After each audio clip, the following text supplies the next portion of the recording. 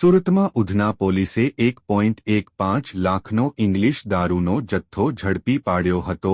ઉપરાંત પોલીસે દારૂની હેરફેર કરવા માટે ઉપયોગમાં લીધેલી ફોરવ્હીલ કાર અને આઈસર ટેમ્પો મળી કુલ 11.56 લાખનો મુદ્દામાલ જપ્ત કર્યો હતો. તેમજ મહિલા સહિત 3 લોકોને પોલીસે ઝડપી પાડી કાયદેસરની કાર્યવાહી હાથ ધરી હતી.